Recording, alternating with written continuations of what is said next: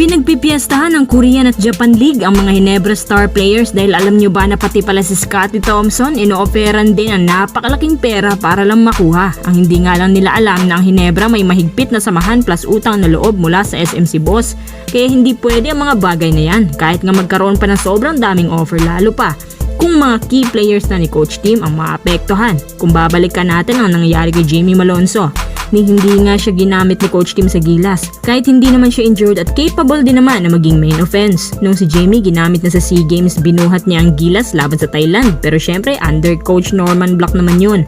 At sa galit ng Ginebra kay Jamie, nagsimula din sa kanya na iban ang lahat ng mga umaalis at tumatanggap ng mga offers. So kung kay Jamie Malonzo nga galit na sila, paano pa kaya kung kay Scottie Thompson yan nangyari, diba? Ganon din sa case ni RJ Abrientos na inofera ng 31 million sa loob ng 2 taong paglalaro pabalik sa dati niyang team sa KBL, pero this time, sorry na lang sila dahil hindi na nila mababawi si RJ na dati nilang binaboy. Dinisclose din ni RJ na hindi na raw talaga siya babalik sa KBL dahil dito. Ayon kay Snow Badua, mukhang nagustuhan din nilang playing style ni Scottie at ang kanyang pagiging high flyer.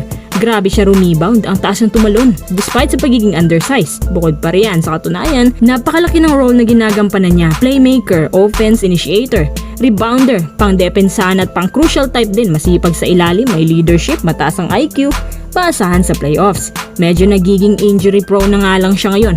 Pero kung kayo ay boto na maglaro siya sa ibang bansa, sad to say, malabo na po yan. Kung sa bagay, ang Ginebra, isang team na mahilig mamigay ng perks at bonuses. Gaya nung nakaabot sila sa finals nung tinaob nilang rain or shine, may pabonus si boss.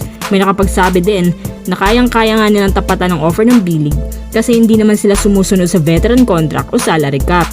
Sa isang banda, kapag pumayag si Scottie sa offer ng B-League at KBL, di magagaya din si Scottie kay Malonzo. Paano kung hindi na magbunga ang career niya doon? Nga siya, sino ang sasalo sa loob ng 3 taon? Baka hindi na siya tanggapin pag-uwi. RJ Abrientos, kinatatakutan ni Coach Chot ngayon dahil alam niya na si RJ nasa kanyang prime. Kapag umandar na, ay napakahirap daw nito pigilan kapag nagtutuloy-tuloy ang ganitong performances niya.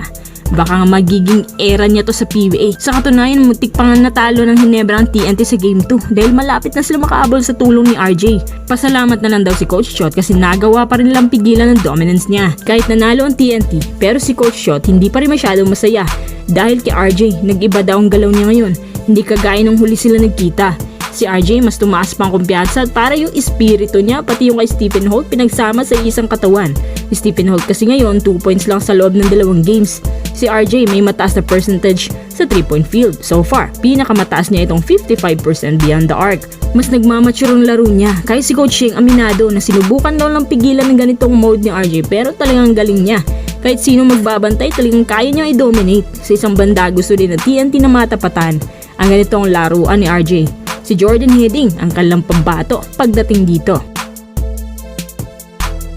Si Jordan Hedding ang number 1 shooter ngayon ng TNT habang si Simak naman nakakuha ng 16 rebounds sa gabing yon. Ngayon naman sa Game 3, sino ang bibida at sinong may iwan dahil sa totoo lang, labanan na po ito ng 3-point shooting. Kahit pa man sa semis ang Ginebra, consistent pagdating dito. Kapag ang TNT hindi nakasabay sa ganitong uri ng basketball ng Ginebra, baka magsusunod-sunod na ang talo. Sa isang banda, ang TNT hindi underdog. Ibang klase na yung pagka-counter nila kapag gustong bumawi. Kapag pumutok ang Hedding Simak na kombi na pinagmamalaki nila, sigurado mag-elevate din ang kanilang type of basketball.